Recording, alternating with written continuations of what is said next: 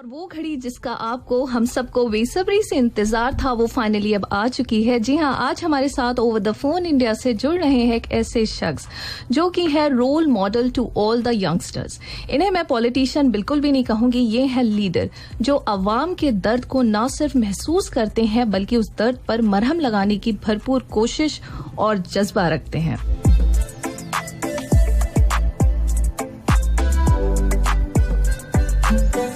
जी हाँ, इनके लिए हम कहेंगे किसी की राह से उठा के कांटे हटा के पत्थर, उम्मीद जगाना कमाल ये है, हवा की जद पे दिया जलाना जला के रखना कमाल ये है, हक की बात को हक के साथ हक से आगे बढ़ाना कमाल ये है। वो लोग जो सादगी से कमाल कर जाते हैं बेमिसाल कहलाते हैं। और यही जुनून यही ख्वाब इनका है, वहां चराग जला दें जहां अंधेरा है। Really he is a one who is trying to dig out the destiny of politics in an perceivant way. आज हमारी खुशकिस्मती है कि हमारे साथ मौजूद हैं डॉक्टर कन्हैया कुमार जी। आदाब, वेलकम, खुशामदीद। हेलो हेलो, नमस्कार कन्हैया जी। जी आदाब। आदाब। सभी सुनने वालों को मेरा गुड मॉर्निंग, उनको हमारा सलाम। और आपका बहुत बहुत शुक्रिया नाजिया कि आपने हमें कतर एफएम पे लोगों से बात करने के लिए बुलाया। गुड मॉर्निंग कतर में, आपका भी बहुत बहुत शुक्रिया। बहुत शुक्रिया कन्हैया जी, हमारी खुशकिस्मती आप समझ नहीं सकते कि मैं कितनी इस वक्त खुश हूँ और थोड़ी सी नर्वस भी हो रही हूँ आपसे बात करने के लिए। कन्हैया जी, हम आपको हमेशा देखते हैं, सुनते हैं और आप जो है अपनी राय बड़ी ही पारदर्शी अंदाज में बेबाक तरीके से रखते हैं। कई बार ऐसा भी होता है चीजों का खामियाजा भुगतना पड़ता है, लेकिन आपकी दृढ़ता को और आपके डटे रहने वाले इस हौसले के लिए हम आपसे सबसे पहले जानना चाहेंगे कि आपकी प्रेरणा का स्रोत क्या है। देखिए, वैसे तो एक इंसान के जीवन में जब उनको जिंदगी मिलती है तो उसके जीने के रास्ते में बहुत सारे अनुभव होते हैं, और वही अनुभव और वही सीख जो है इंसान में को जीवन में आगे बढ़ने की प्रेरणा देता है, उसी से मोटिवेशन मिलता है। सही। वैसे तो कई सारी घटनाएं हैं, बहुत सारे लोग हैं, कई सारी किताबें हैं, कई सारी कहानियां हैं जिसने जीवन में आगे बढ़ने की प्रेरणा दी है। लेकिन अगर मैं कुछ खास चीजों को आपके दर्शकों के बीच अगर श्रोताओं के बीच अगर साझा करना चाहूँ तो उसमें ये है कि हमारे देश का जो एजुकेशन सिस्टम रहा है पहले से, जिसको आज बहुत तेजी से बदला जा रहा है, उस एजुकेशन सिस्टम में एक खास चीज थी कि हमारे जो ऐतिहासिक लोग हैं उनके जीवनी के बारे में पढ़ाया जाता है, उनके जीवन के संघर्षों के बारे में पढ़ाया जाता है, लाइफ स्ट्रगल के बारे में पढ़ाया जाता है। तो जब मैं भगत सिंह के बारे में पढ़ता हूँ, गांधी के बारे में पढ़ता हूँ, मौलाना अबुल कलाम आजाद के बारे में पढ़ता हूँ, और इस देश की संविधान जो जिसको हम लोग आईन कहते हैं, उससे जब हम रूबरू होते हैं तो उसमें ऐसी चीजें हैं जो आपको एक बेहतर देश बनाने का, एक बेहतर समाज बनाने का, एक बेहतर दुनिया बनाने की प्रेरणा देता है। जैसे अगर आप हिंदुस्तान के किसी भी बड़े जो शख्स हैं, शख्सियत हैं, उनके जीवनी के बारे में पढ़ेंगे तो एक चीज जो कॉमन मिलती है वो ये कि हर किसी ने वायलेंस को इस देश में एक्सेप्ट नहीं किया है, उसको कहा है कि इसकी जरूरत नहीं होनी चाहिए। दूसरी बात यह है कि सभी लोगों ने एजुकेशन पे बहुत ज्यादा जोर दिया है। अगर आप महात्मा गांधी को उठा के पढ़ें, आप मौलाना अबुल कलाम आजाद को पढ़ें, भगत सिंह को पढ़ें, तो सबने ही एजुकेशन पे बहुत ज्यादा जोर दिया है। और इस देश के संविधान की जो सबसे खास बात है, इसने सबके लिए, चाहे हमारा धर्म कुछ भी हो, हमारी जाति कुछ भी हो, हमारा जेंडर कुछ भी हो, हमारा रीजन कुछ भी हो, हमारा कल्चर कुछ भी हो, सबको जस्टिस और इक्वालिटी की बात की है। मैं समझता हूँ मेरे लिए यही गाइडिंग प्रिंसिपल है कि देश में इक्वालिटी और जस्टिस की बात हो और सबके लिए एक बेहतर शिक्षा की व्यवस्था हो। हर इंसान जो है एक बेसिक बुनियादी सुविधा को वो प्राप्त कर सके और शांति से, क्योंकि हमने कहा कि हर किसी ने वायलेंस को नकारा है और स्वीकार किया है उसे। शांति से हम लोग जीवन जी सकें। अहिंसा का मार्ग, बहुत अच्छी बात कही आपने। और मैं कन्हैया जी कहूंगी तमाम लोग जो हैं वो आपकी आइडियोलॉजी को एडमायर करते हैं, और उन्हीं में एक नाम FM 107 के डायरेक्टर शादाब खान जी का है, जो कि स्पेशली आज आपसे बात करने के लिए हमारे साथ स्टूडियोज में मौजूद हैं। सर, आपको हम खुशामदीद कहेंगे, और and please go ahead. Thank you so much. Thank you Nadia. Kanhaiya ji प्रणाम। जी आदाब और शुक्रिया आपका। सर, मैं आपके साथ बात करते मैं डरता हूँ, थोड़ा सा कांप रहा हूँ। सर, हम दोनों की ऐसी कैफियत है। बिल्कुल नहीं, हम लोग डर के खिलाफ हैं। बिल्कुल। तो कन्हैया, आपका जो मैंने स्ट्रगल अब तक देखा है कि किस तरह से आप एक छोटे से गांव से आकर के और एक आपने एक इंडिया की टॉप रेटेड यूनिवर्सिटी से PhD किया, तो आप एक इंस्पिरेशन है हमारे लिसनर्स के लिए और हम सब के लिए। आपसे बस एक बात मालूम करनी थी कि हमारा जो एजुकेशन सिस्टम है वो, उसको आपको क्या लगता है कि उस एजुकेशन सिस्टम में कुछ कमी है या कुछ उसको चेंज करना चाहिए, कुछ बदलाव लाना चाहिए? क्योंकि हम सिर्फ किताबें रट रहे हैं आजकल, आज तक हम किताबें ही रटते आए हैं। जी, ये एक बहुत ही मौजूद सवाल है अगर हम कहें आज के दौर में, क्योंकि जो दुनिया जिस तेजी से बदल रही है और जिस तरीके से नए नए तरह के चैलेंजेस आज हमारे सामने आ रही हैं, जो टेक्नोलॉजिकल साइंटिफिक डेवलपमेंट हो रहा है, उसके हिसाब से जो एजुकेशन सिस्टम है उसमें बदलाव की जरूरत है। इसको कोई अस्वीकार नहीं करता है, लेकिन एक बात हम लोगों को समझना चाहिए, जब हम बदलाव की बात करते हैं तो कुछ ऐसी बुनियादी चीजें हैं जिस पर हमको खड़े रहने की जरूरत है, टिके रहने की जरूरत है। और वो बुनियादी चीज ये है कि शिक्षा का उद्देश्य क्या होता है। पंडित जवाहरलाल नेहरू ने बड़ी अच्छी बात कही है कि विश्वविद्यालय का उद्देश्य होता है किसी भी इंसान के भीतर एक क्रिटिकल थॉट को डेवलप करना। और मैं JNU से पढ़ा हूँ, तो वहाँ पे जवाहरलाल नेहरू की प्रतिमा लगी हुई है और उसके सामने कोट लिखा हुआ। आप जब मौलाना अबुल कलाम आजाद को पढ़ेंगे तो वो कहते हैं कि इम्पार्शियल एजुकेशन देना चाहिए लोगों को, ताकि बच्चे जो हैं वो रेवोल्यूशनरी बन सकें और समाज में बदलाव ला। अब ये सारी चीजें जब हम पढ़ते हैं और देखते हैं और इसको मिला करके जब अपने एजुकेशन सिस्टम को एनालाइज करते हैं तो कुछ चीजें हमको मालूम चलती है। सबसे पहली बात तो ये, जो कि दुखद है, पूरी दुनिया में धीरे धीरे ये होना शुरू हो गया है, अगर कुछ देशों को छोड़ दिया जाए तो, कि शिक्षा को आज बाजार में खरीदने बेचने की वस्तु बनाई जा रही है। शिक्षा कभी भी बाजार में खरीदने बेचने की वस्तु नहीं हो सकती है।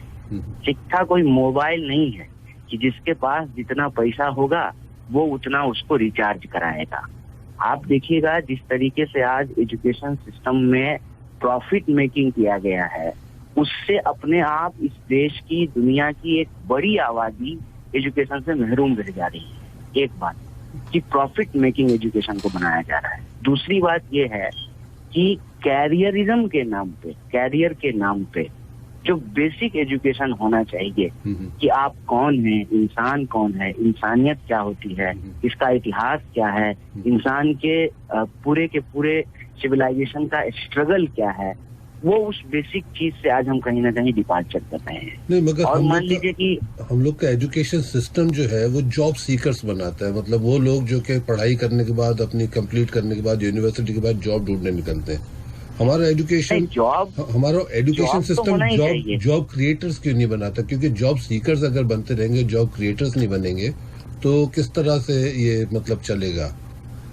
देखिए, अगर हम जॉब के टर्म्स में बात कर रहे हैं, इकोनॉमी के टर्म्स में बात कर रहे हैं, तो फिर हमको सबसे पहले एजुकेशन बजट की बात करनी चाहिए। मैं आपको बता दूं कि कब से मैं खास करके अपने देश की बात कर रहा हूं, हमारे यहाँ पे स्टूडेंट मूवमेंट का एक बहुत बड़ा सवाल रहा है कि शिक्षा पर जो खर्चा हो, बजट का 10वां हिस्सा हो, 10वां हिस्सा बजट का एजुकेशन पे खर्च करना चाहिए।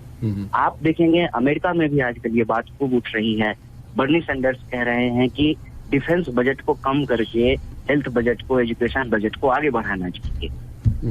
नई शिक्षा नीति भारत में 1986 में नई शिक्षा नीति आई थी। उसके बाद से ही जो है एक चेंज आया है। नाम तो कैरियर का लिया गया, नाम तो जॉब का लिया गया, नाम तो प्रोफेशनल कोर्सेज के लिए गए, लेकिन जो शिक्षा सभी लोगों का बुनियादी अधिकार, जिसको हम फंडामेंटल राइट कहते हैं, उसको कहीं ना कहीं डाइल्यूट कर दिया गया। डाइल्यूट कैसे किया गया? जो सरकारी संस्थान थे, जो पब्लिक सेक्टर के एजुकेशन सिस्टम थे, उसके बजट को लगातार कम किया गया। इसकी वजह से क्या हुआ कि एजुकेशन में जो क्वालिटेटिव चेंज करना चाहिए था बेसिकली, वो क्वालिटेटिव चेंज नहीं हुआ। विश्वविद्यालय सिर्फ और सिर्फ डिग्री देने की मशीन बन करके रह गई, और वहाँ जो जाने वाले लोग थे, आप देखेंगे ये अक्सर हुआ है कि स्कूल और कॉलेज में जाने वाले जो बच्चे हैं उनको अलग से ट्यूशन लेना पड़ता था, क्योंकि क्लासरूम का जो एजुकेशन था वो सफिशिएंट नहीं था। और आज प्राइवेट एजुकेशन सिस्टम की हालत ये है, मैं अगर आपको बड़े बड़े शहरों की बात करूं तो माँ बाप अपने बच्चे को LKG में एडमिशन कराने के लिए ऐसे नेताओं का चक्कर लगाते हैं, प्रिंसिपल का चक्कर लगाते हैं, ब्यूरोक्रेट्स का चक्कर लगाते हैं, और लाखों रुपया डोनेशन देते हैं उस बच्चे के लिए जो बच्चा अभी तक स्कूल में गया नहीं है। उसका मतलब उसकी पहली कक्षा में एडमिशन के लिए उनको न सिर्फ डोनेशन देना पड़ता है बल्कि उनको इंटरव्यू भी देना पड़ता है। हम यही सवाल पूछते हैं कि पढ़ाना बच्चे को है तो माँ बाप का इंटरव्यू क्यों लिया जा रहा है? पूरा का पूरा जो चेंज आया है एजुकेशन सिस्टम में, ये इसलिए आया है कि कहीं ना कहीं एजुकेशन को एक प्रॉफिट मेकिंग चीज बना दिया गया है, जैसे हेल्थ को एक प्रॉफिट मेकिंग चीज बना दिया गया है। आप देखेंगे अभी पूरी दुनिया में पेंडेमिक चल रहा है, अपने आप में बहुत कठिन समय है, और इसमें हम लोगों को क्या सुनने को मिल रहा है? सुनने को ये मिल रहा है कि जो पेशेंट है, एक तो उनको बेड नहीं मिलता है, जब वो जाते हैं तो एडमिट होने से पहले उनसे 5 लाख रुपया जमा करा करके रख लिया जाता है।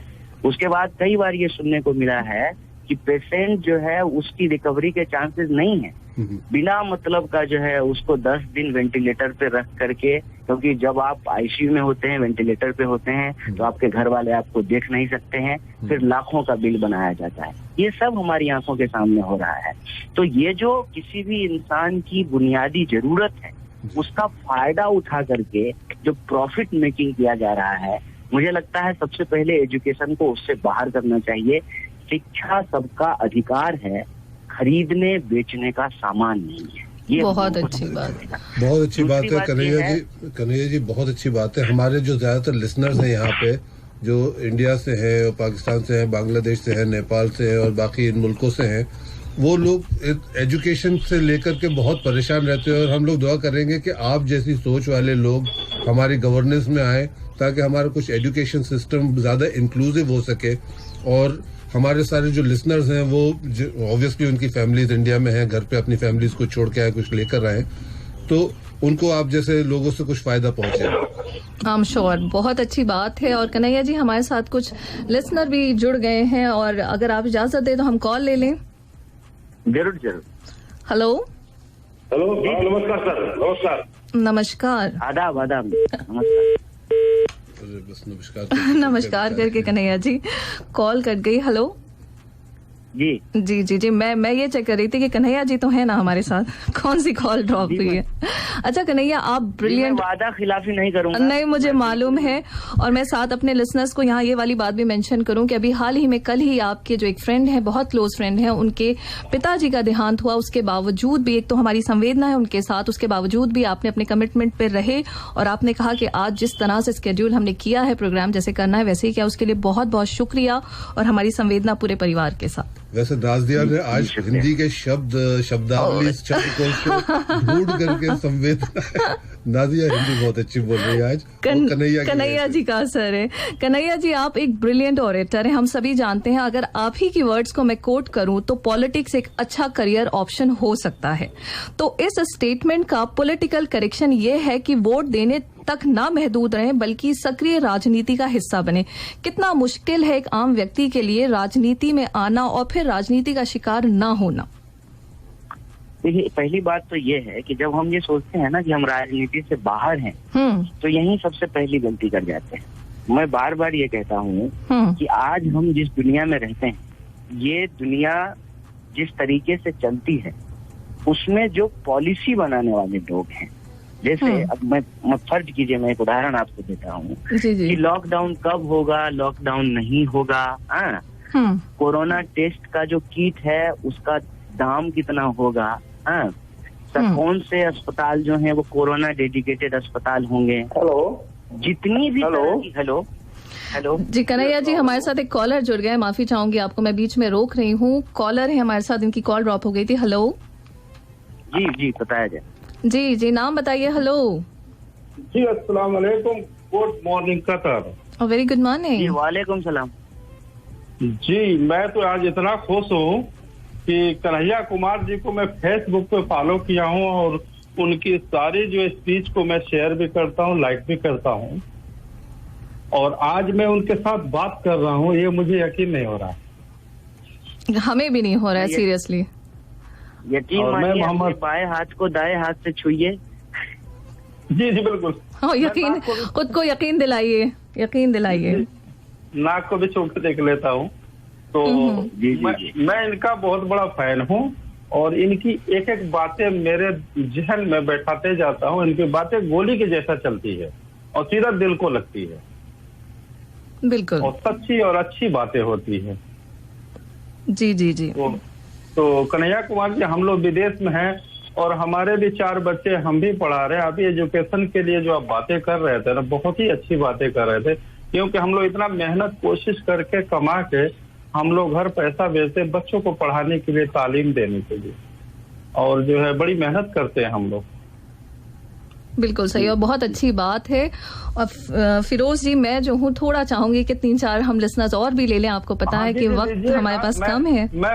जी मैं बस कन्हैया कुमार जी को 2 छोटे जरूरत की बात शेयर है कि ऐसे ही हो जाता है मेरे साथ भी, मैं भी ऐसी फबल करने लग गई थी। ये हो रहा है, कन्हैया की मौजूदगी है कि हम थोड़ा बहुत नर्वस, थोड़ा नहीं बहुत ज्यादा नर्वस हो जा रहे हैं बात करते हुए। समझ में नहीं आ रहा क्योंकि ये खुद इतने ब्रिलियंट ऑरेटर, इतने अच्छे स्पीकर हैं। विदेश में है ना, तो एक शेर मुझे याद है कि ऐसी रोजी लिखती हमारी तकदीरों में, ऐसी रोजी लिखती हमारी तकदीरों में कि हम अपनी बच्चों को देखते हैं बढ़ते हुए तस्वीरों में। वाह वाह, बहुत अच्छे, बहुत खूब। बहुत शुक्रिया फिरोज जी, अपना बहुत ख्याल रखिए। ओके, अल्लाह हाफिज। कन्हैया जी, एक और हमारे साथ कॉलर जुड़ गए हैं। हेलो जी हेलो मैडम, सलाम वालेकुम। वालेकुम अस्सलाम। जी नाम बताइए। संदीप बात कर रहा हूँ। हाँ जी संदीप जी, कैसे हैं आप? जी मैडम, बहुत अच्छा है, आपका रेडियो FM सुनते रहते हैं और पूरा दिन निकल जाता है। जी तो क्या पूछेंगे कन्हैया जी से आप? कन्हैया जी का मैडम मैं बहुत बड़ा फैन हूँ, मैं पंजाब से हूँ, बिलोंग करता हूँ। कन्हैया जी से बात करने के लिए बहुत अच्छा लगा मेरे को। जी चलिए जी, बहुत बहुत शुक्रिया आपका। नमस्कार बोलना जी। नमस्कार बोल रहे हैं कन्हैया आपको। ये संदीप जी, आपको सत श्री अकाल, नमस्कार। नमस्कार, सत श्री अकाल जी। सर मैं आपका बहुत बड़ा फैन हूँ, आपको हर चीज में फॉलो किया हुआ है मैंने। बड़ी खुशी हुई जी आपसे सुन करके, अच्छा लगा। जी सर, मैं आपकी वो विचारधारा से बहुत इंस्पायर्ड है, ये बहुत ज्यादा। जी मैडम, चलिए बहुत थैंक यू। बहुत शुक्रिया संदीप जी, अपना बहुत ख्याल रखिए। Okay bye. तो सर इतने सारे लोग हैं कि हमारा चांस लगेगा कुछ पूछने का? लगना चाहिए। तमाम कॉल आ रहे हैं कन्हैया, लगातार कॉल्स आ रहे हैं आपसे, लोग बात करना चाहते हैं, कुछ मैसेजेस कर रहे हैं, कुछ मुझे इस पे कॉल कर रहे हैं, मोबाइल पे कह रहे हैं पिक कीजिए और हम बात करना चाहते हैं, तो क्या करें, हमारी भी बड़ी मजबूरी है। कन्हैया अगर आप हमें इजाजत दें तो एक आध कॉल हम और ले लें। बिल्कुल।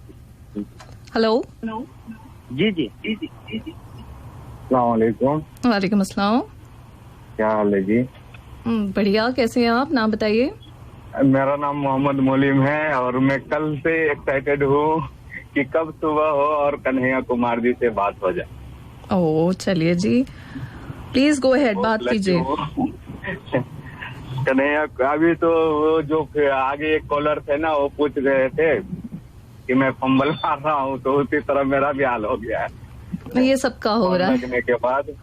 जी। और तो मैं उसमें एक बात कहूँगा, जो कन्हैया कुमार की जो बात होती है ना, वो दिल पे नहीं लगता है, वो दिल में बैठ जाता है और दिमाग में भी बैठ जाता है। इतना अच्छा और साफ उसका बात होता है। तो कन्हैया जी नमस्कार।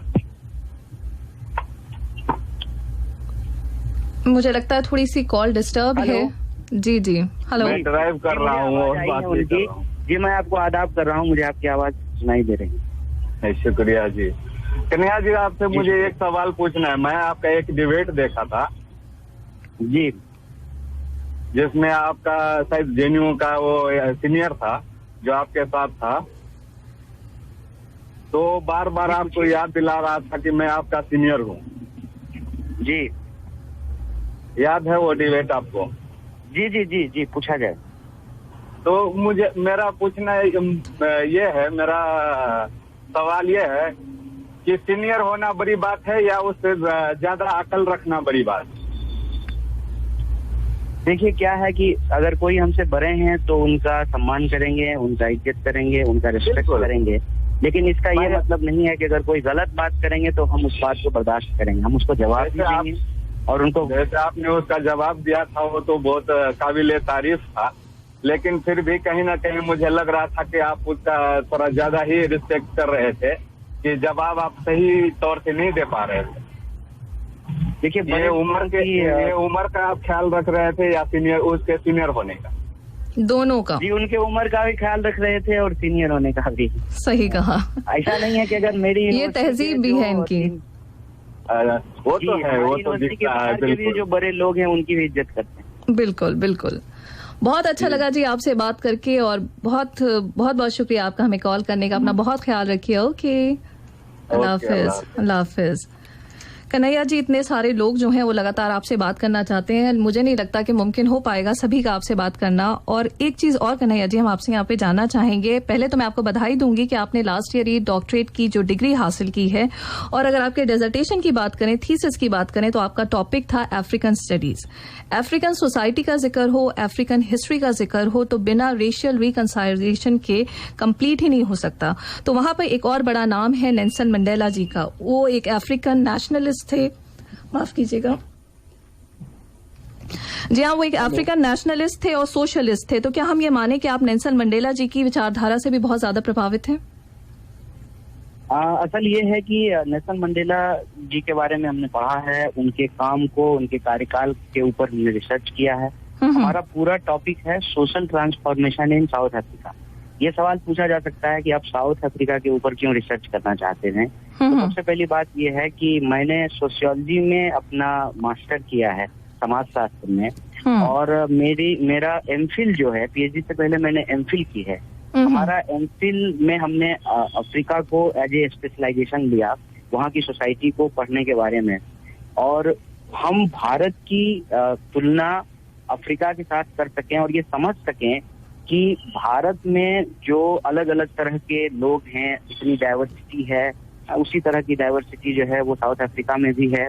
एक और हम दोनों के बीच में जो समानता है भारत के बीच में और साउथ अफ्रीका के बीच में, कि वहाँ भी एक कॉलोनियल रूल रहा है, और काफी लंबे समय तक ब्रिटेन के लोगों ने, जिसको आज हम लोग यूके कहते हैं, वहाँ के लोगों ने वहाँ पे रूल किया है और भारत पे भी किया है। तो हमारी जो कॉलोनियल लिगेसी है वो भी आपस में मैच करती है। और अगर आप भारत में एंटी कास्ट मूवमेंट देखें, कास्टिज्म के खिलाफ जो आंदोलन देखें, और वहाँ पर जो एंटी अपार्थाइड मूवमेंट था, उसमें भी काफी सिमिलरिटी मिलती है। अगर आप पर्सनैलिटी की बात करें तो भारत के महात्मा गांधी और नेल्सन मंडेला जो हैं, उनका जो टैक्टिस था, उनके जो लड़ने के तरीके थे, उसमें भी जो है काफी सिमिलरिटी है। दोनों ने अहिंसा की बात की है, एजुकेशन पे जोर दिया है, इक्वालिटी और जस्टिस की बात की है।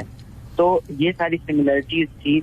और खास करके अगर मैं नेल्सन मंडेला की बात करूं तो नेल्सन मंडेला जी ने बहुत ही शानदार तरीके से उनका जो ट्रूथ एंड रिकंसिलिएशन का जो थ्योरी है, जिसमें वो कहते हैं कि किसी भी अपराधी को सजा देने से न्याय सुनिश्चित नहीं होता है, कई बार माफी जो है वो जरूरी होता है, रिकंसिलिएशन जरूरी होता है। और इसकी खास वजह ये थी कि जब अपार्थाइड वहाँ पे रूल खत्म हुआ तो सबसे बड़ी समस्या ये थी कि जो सालों का, दशकों का जो नफरत था, उस नफरत को खत्म करके देश को आपस में इकट्ठा करके एक बेहतर राष्ट्र का निर्माण कैसे किया जा सके, नेशन बिल्डिंग कैसे किया जा सके, ये उनके सामने चैलेंज था। क्योंकि वहाँ पे स्थिति ये थी कि जो रिसोर्सेज थे वो वाइट लोगों के पास थे और जो पॉपुलेशन है वो नॉन वाइट थे। तो कैसे इनके बीच में इक्वलिटी को आगे बढ़ाया जाए, ये सब चैलेंज उनके सामने था। उसको पढ़ने से ये अनुभव मिलता है। और खास करके जब हम लोग इंटरनेशनल स्टडीज करते हैं तो उसका एक उद्देश्य ये भी होता है कि जब दो देशों के बीच में संबंध बनेंगे, जिसको हम लोग बाइलेटरल रिलेशन कहते हैं, तो भारत को किन चीजों का ध्यान रखना चाहिए जब वो साउथ अफ्रीका के साथ bilateral national relationship, international relationship establish करना चाहते हैं। ये सारे फील्ड हैं जिसमें हमने रिसर्च किया है।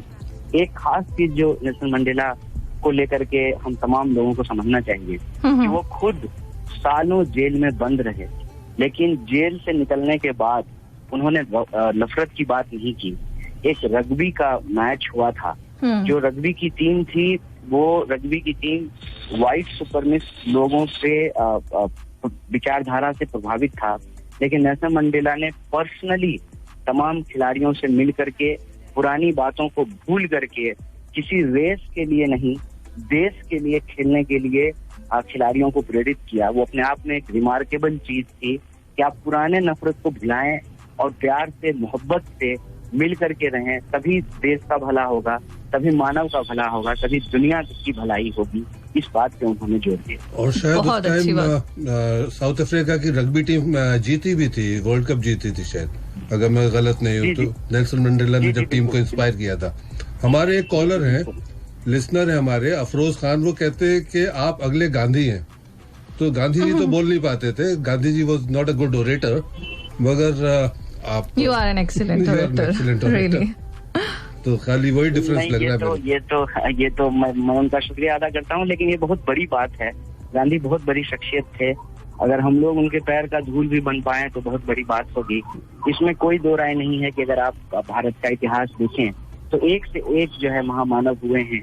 अगर आप किसी भी इंसान के बारे में बात करना शुरू करें, जो उनके जीवन का त्याग है वो आपको इंस्पायर करेगा। आप अगर सावित्रीबाई फुले को देखें, उनकी एक बड़ी इंटरेस्टिंग स्टोरी है। उनके बारे में आपको पता है कि वो पहली महिला स्टूडेंट भी थी और टीचर भी थी। जब वो स्कूल पढ़ाने के लिए जाती थी तो उनके ऊपर लोग कचरा फेंकते थे, क्योंकि महिलाओं को पढ़ने का अधिकार नहीं था।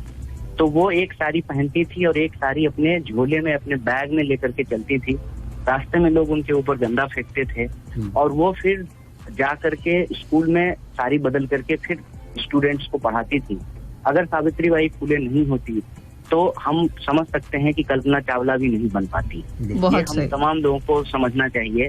और ऐसा ही एक मिलता जुलता स्टोरी मैं कतर के लोगों को बताना चाहता हूँ कि पैगंबर जब जाते थे रास्ते से तो एक महिला उनके ऊपर कचरा फेंकती थी और वो कुछ नहीं कहते थे, बार बार मुस्कुरा करके आगे बढ़ जाते थे। एक दिन क्या हुआ कि वो महिला उनके ऊपर कचरा फेंकने के लिए नहीं आई, तो नबी ने कहा कि ये कहाँ है ये महिला, आज हमारे ऊपर कचरा क्यों नहीं फेंकने आई। तो उनके साथ जो लोग थे उन्होंने कहा आपको क्या फर्क पड़ता है, वो आज आपके ऊपर गंदगी फेंक रही है और आप उसकी बात कर रहे हैं, आप उसकी खैरियत पूछ रहे हैं। तो उन्होंने कहा कि नहीं, पूछना चाहिए, चलो उसके घर पे चल करके देखते हैं कहीं वो बीमार तो नहीं है। वो गए और उन्होंने देखा कि वो महिला वाकई बीमार थी और ये देख करके उस महिला का पूरा हृदय परिवर्तित हो गया कि इस इंसान के ऊपर मैं रोज कचरा फेंकती हूँ और ये हमारी खैरियत पूछने के लिए आया है। मैं ये दोनों एग्जाम्पल इसलिए दे रहा हूँ कि नफरत को नफरत से नहीं हराया जा सकता है, कीचड़ को कीचड़ से नहीं धोया जा सकता है।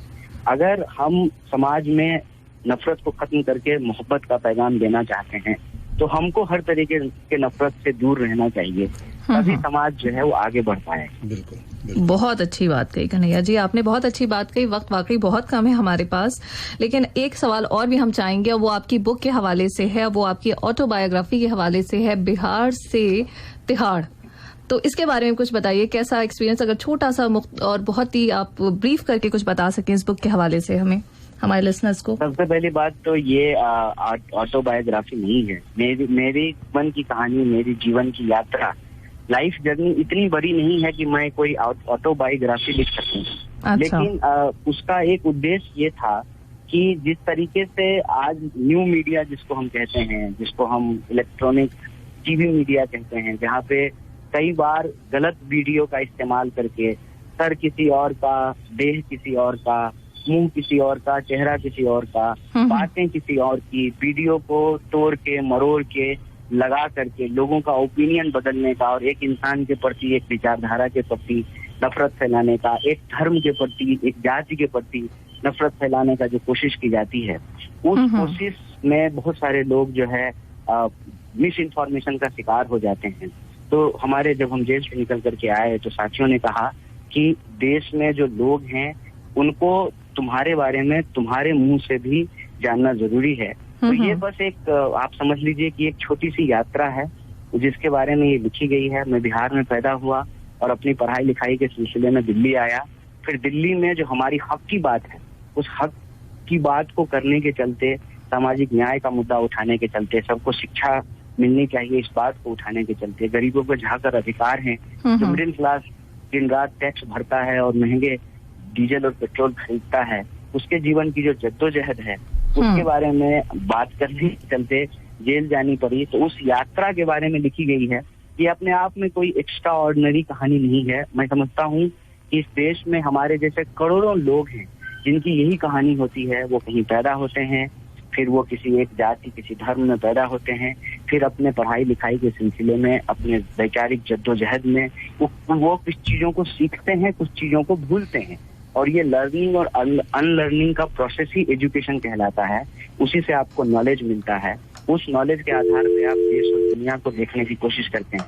यही एक यात्रा है उसके बारे में। जी जी जी जी कन्हैया, सॉरी मैं माफी चाहूंगी, बीच में कॉलर्स भी हैं और हम कॉल लेने की भी कोशिश कर रहे हैं। तो जी जी आप कुछ कह रहे थे कन्हैया? बस वही है, एक जो है एक लाइफ जो है वो ऑटोबायोग्राफी नहीं है, एक जर्नी के बारे में लिखी गई है। ये किताब पहले मैं बुनियादी तौर पर मैंने इसको हिंदी में लिखा और इसकी कई भाषाओं में ट्रांसलेशन अवेलेबल है। हालांकि हम लोग इसको बहुत ज्यादा मार्केटिंग के ख्याल से और उस पॉलिसी के हिसाब से जो है हमने उसको आगे नहीं बढ़ाया। हम बस चाहते हैं कि जो लोग इंटरेस्टेड हैं, जो जानना चाहते हैं, उनके पास जानने के लिए हमारे मुंह से हमारे बारे में कही हुई कहानी होनी चाहिए। इससे ज्यादा उसका कोई खास पर्पस नहीं। खास तो होगा कन्हैया जी, आपके बारे में है और आप खुद एक तमाम लोगों के लिए इंस्पिरेशन है, तो आई एम श्योर वो बहुत ही इंटरेस्टिंग होगी।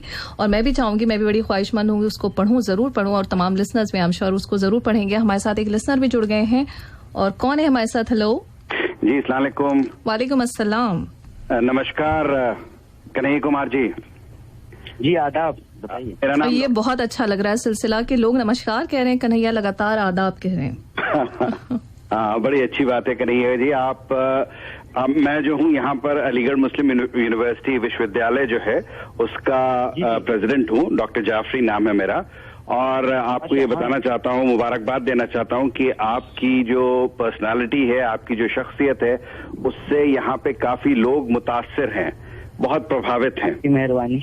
हाँ, और हम सब जो है आपके बारे में बात भी किया करते हैं, आपके डिस्कशंस भी होते हैं, और साथ ही साथ जो है ये हम बताना चाहते हैं कि आपने जो एक राजनीति को नया आयाम दिया है वो बहुत कमेंडेबल है। और जिस तरह से आप इसको लेके चले हैं, बीइंग अ यूथ पॉलिटिशियन, तो ये हमारी देश के लिए मेरे ख्याल बहुत अहम है और बहुत अच्छा होगा आने वालों के लिए। तो आप इनके लिए क्या पैगाम देना चाहेंगे, जो नए लोग हैं या जो नए यंग यूथ है खासतौर से हमारे देश का, उनके लिए आप क्या पैगाम देना चाहेंगे? मैं ये जानना चाहूंगा आपसे। वैसे तो मुझे नहीं लगता है कि इस दुनिया के और देश के यूथ को पैगाम देने की जरूरत है। तो बहुत समझदार हैं, चीजों को समझ रहे हैं और धीरे धीरे अपने तरीके से उसको रिस्पॉन्ड भी कर रहे हैं। लेकिन मैं एक चीज कहना चाहता हूँ, वो ये है कि हमको किसी भी सूरत में भीड़ नहीं होना। हम एक नागरिक हैं और हमको अपने नागरिक होने के अधिकारों की रक्षा करनी है, जो अधिकार हमको इस देश का संविधान, इस देश का आईन देता है। और इस देश के आईन, इसकी प्रस्तावना, जिसका प्रिएम्बल है, वो कहता है we the people of India. और ये जो we the people of India का कॉन्सेप्ट है, इसमें धर्म के आधार पे, जाति के आधार पे, लिंग के आधार पे, क्षेत्र, भाषा, बोली और कल्चर के आधार पे जो कोई भेदभाव नहीं किया गया है, इस भेदभाव को हमको स्वीकार नहीं करना चाहिए। देश जब इकट्ठा होगा, एकजुट होगा, चाहे वो किसी भी धर्म के मानने वाले लोग हों, तो उनकी जो यूनिटी है, उस यूनिटी के पावर से ही देश जो है एक बेहतर देश बन पाएगा। और उनके जो बुनियादी अधिकार हैं, जिसको वो इक्वली एक्सेस कर सके, जैसे हम बुनियादी अधिकार की बात करते हैं, इसमें रोजी रोटी, कपड़ा, मकान, शिक्षा, स्वास्थ्य, सड़क, बिजली, पानी, उसको वो इक्वली एक्सेस कर सकें। ये जो आइडिया ऑफ इक्वालिटी है, और किसी भी आधार पे किसी तरीके का कोई इनजस्टिस नहीं होना चाहिए। उस जस्टिस को इंश्योर करना एज ए सिटीजन, ये हमारी रिस्पॉन्सिबिलिटी है। और आज हमने देखा है कि हर तरफ से ये कोशिश की जाती है कि कैसे इंसान को भीड़ बनाया जाए। हमको किसी के भी भीड़ का हिस्सा नहीं होना है। हमारे पास सवाल पूछने का हक है। हमको अपने हुक्मरानों से सवाल पूछने का, हमको अपने से बड़ों से भी सवाल पूछने का अधिकार है। तो किसी की बात को यूं ही माने बिना हम उस बात को ऑब्जर्व करेंगे, उस बात को एनालाइज करेंगे, और जो बात इक्वलिटी, जस्टिस, यूनिटी के खिलाफ हो उन बातों को नहीं मानेंगे। और एक कॉन्शियस सिटीजन के तौर पे, और क्योंकि सिटीजन होने के हमारे सारे राइट को हमारा कॉन्स्टिट्यूशन प्रोटेक्ट करता है, तो हम अपने कॉन्स्टिट्यूशन को भी प्रोटेक्ट करेंगे। जी जी जी, नहीं ये आई थिंक बहुत इम्पोर्टेंट आपने बात कही, बहुत अहम बात कही, क्योंकि देखिए आजकल क्या हो रहा है कि कॉन्स्टिट्यूशन को कोई ध्यान नहीं दे रहा है, और ये जो है दिस विल लीड टू के जो यूथ होगा उसको लगेगा कि इस कॉन्स्टिट्यूशन की कोई वैल्यू नहीं है। लेकिन अगर आपने जो पैगाम दिया है अगर वो सब तक पहुंचा है और उसके ऊपर एक्शन हो, यूथ ये सोचे कि हाँ भाई जो कहा गया है उस पर हमें अमल करना चाहिए, तो मेरे ख्याल से लोगों को कॉन्स्टिट्यूशन की वैल्यू और उसकी इम्पोर्टेंस का पता चलेगा, और इसको प्रोटेक्ट करना हमारी कंट्री के लिए, आज हमारे लिए या हमारे यूथ के लिए बहुत बहुत अहम है। आसान शब्दों में एक लाइन बस उसमें ऐड कर सकते हैं हम कि हम कुछ भी होने से पहले, चाहे हमारा धर्म कुछ भी हो, हमारी जाति कुछ भी हो, हम सिटीजन हैं इस देश के, और हमको अपनी सारी लड़ाइयां जो है इस दायरे में लड़ना चाहिए, क्योंकि यही सिटीजन होने का जो हमारा राइट है वो हमारे रिलीजियस राइट को भी प्रोटेक्ट करता है और वो हमारे बाकी राइट को भी प्रोटेक्ट करता है। इसीलिए हम जब भी किसी मूवमेंट को करें, हम जब भी किसी सवाल को उठाएं, तो एक नागरिक के बतौर कॉन्स्टिट्यूशनल फ्रेमवर्क में डेमोक्रेटिक तरीके से उठाने का प्रयास करें। तभी जाकर के ये जो हेट्रेड बेस्ड जो एक दूसरे को आपस में बांटती हो, नफरत फैलाती हो, युद्ध और हिंसा की बात करती हो, इतिहास के गरे मुर्दे उखाड़ते हो, इस रिजीम से हम लोग जो है लड़ पाएंगे। बिल्कुल बिल्कुल, और मैं आपको जो है शुभकामनाएं देता हूं कि आप जो काम कर रहे हैं वो जारी रखें और इसमें जो है आपको कामयाबी मिलेगी। मैं कहता हूं कि आप जो है देश के लिए आगे चल के जरूर बहुत कुछ अच्छा कर पाएं। Thank you so much. Thank you, बहुत शुक्रिया डॉक्टर जाफरी जी, बहुत शुक्रिया। अल्लाह हाफिज जी, बहुत अच्छा लगा कन्हैया कुमार जी से बात करके। थैंक यू, अल्लाह हाफिज। अल्लाह हाफिज। तो लगातार हमारे पास सर कॉल्स आ रही हैं और हम समझ रहे हैं फिर किसी दिन एक पूरे दिन का प्रोग्राम कर रहे हैं, सुबह से शाम तक। हेलो हेलो, जी जी कन्हैया जी, आपसे ही लोग जो हैं लगातार बात करना चाह रहे हैं और हम समझ रहे हैं कि आपके पास वक्त वाकई बहुत ज्यादा नहीं है, लेकिन एक खास लिसनर है, वो आप ही के आपके पड़ोसी हैं, वो आपके पड़ोसी हैं, राइट, और वो आपसे बात करना चाहेंगे, तो हम उनको अभी कॉल पे लेंगे। तो कन्हैया ऐसा लग रहा है हेलो, कॉल्स आ रहे हैं उसको देख के कि आपके साथ पूरे दिन का प्रोग्राम करना पड़ेगा। जी जी नमस्कार जी। हेलो, अस्सलाम वालेकुम। वालेकुम अस्सलाम। किधर है कन्हैया जी? इधर ही हैं, सब इधर ही हैं। आप किधर हैं? रेडियो बंद करके इधर आइए। इम्तियाज बुलेट बोल रहा हूँ। हेलो जी जी जी। हेलो कन्हैया सर, नमस्कार जी। आदाब, कहिए, सुन रहे हैं आप? ठीक है सर, हम आपका बहुत बड़ा फैन हूँ। खाली दुनिया में 4 आदमी का फैन हूँ, उसमें से एक आप भी है सर। हेलो जी जी जी जी, दुआ है आप। 4 आदमी को आप जब एक बार इंटरव्यू दिए थे, आपसे किसी ने पूछा कि आप ये क्वेश्चन राहुल गांधी को क्यों पूछा, तो आप बोले राहुल गांधी कौन है? हम तो नहीं जानता राहुल गांधी को, ये तो रोड, हम तो नहीं जानता राहुल गांधी को। वही दिन से मैं आपका फैन हो गया सर। आज छुट्टी की आपसे बात करने के लिए सर। हेलो हेलो, हाँ सर, आज छुट्टी की आपसे बात करने के लिए, आज ड्यूटी में नहीं गया सर। अरे नहीं, ड्यूटी पे जरूर जाइए सर। मैं आज छुट्टी किया, आज 1 साल में एक छुट्टी मारा मैं, आज आपसे खाली बात करने जा। और देखते हैं सर, ठीक है जी, बढ़िया है, बिल्कुल ठीक है। और मुझे लगता है थोड़ी सी कुछ आवाज का मसला है। हेलो हेलो जी, थोड़ा डिस्टर्ब। जी जी, आपकी आवाज थोड़ी डिस्टर्ब आ रही है और हम दोबारा वापस कोशिश करेंगे आपसे कनेक्ट करें। बहुत शुक्रिया आपके सवाल का और आप बात करने का। और सर कैसे है? ठीक है। हेलो जी बिल्कुल ठीक है, आप भी खैरियत से रहिए, अच्छे से रहिए। हाँ सर, ठीक है। आप अभी दिल्ली में है सर? जी जी। Hello, I think call drop हो गई है और कन्हैया बहुत सारे लोग बहुत सारी बात पूछना चाह रहे हैं, हमें नहीं लगता कि मुमकिन हो पाएगा हमारे लिए। और हमारी तरफ से सबसे माफी मांग लीजिएगा, क्योंकि आपको हालात पता है इस लॉकडाउन के दौरान हमारे साथ जो है एक दुख खत्म होता है, दूसरा दुख शुरू हो जाता है। किसी तरह से अपने आप को संभालते हैं। मैं आपको बता दूं कि इस दौरान हमने कई अपने करीबियों को खोया है। हमारे जो शिक्षक थे जो हमको पढ़ाते थे, जब मैं स्कूल में था हमारे टीचर का देहांत हुआ, उसके बाद जो है मेरे चाचा जी का देहांत हुआ। अभी कल ही जो है हमारे यूनिवर्सिटी के जो टीचर थे उनका डेथ हो गया, वो हमारे दोस्त के फादर भी थे। तो मैं, आप जानते हैं, मैं लंबी बात करने की स्थिति में नहीं हूँ। आप सबसे माफी मांग लें, फिर कभी वक्त मिलेगा तो हम लोग लंबी चर्चा करेंगे और आपके सभी लिसनर से बात करेंगे। और मैं यही चाहता हूं कि आप माफी हमारी तरफ से मांग लें। जरूर, नहीं, बिल्कुल माफी नहीं कन्हैया जी, हम समझ सकते हैं इस चीज को। आपका बहुत बहुत शुक्रिया। 107 FM के सभी श्रोताओं को बहुत बहुत शुक्रिया। बहुत शुक्रिया कन्हैया जी। और यहाँ पर मैं धनंजय कुमार का भी खास तौर से शुक्रिया करना चाहूंगी। और मैं लिसनर्स आपको बताऊं, धनंजय कन्हैया के ब्रदर हैं, उनके थ्रू आउट पेशेंस के लिए, कोऑपरेशन के लिए, और उन्हीं की वजह से आज ये मुमकिन हो सका। Thank you so very much, बहुत शुक्रिया कन्हैया जी। अपना बहुत ख्याल रखिए and thank you so much, आपने इतना वक्त हमें दिया। ख्याल रखिए, खुश रहिए। ओके, अल्लाह हाफिज। चलिए, खुदा हाफिज।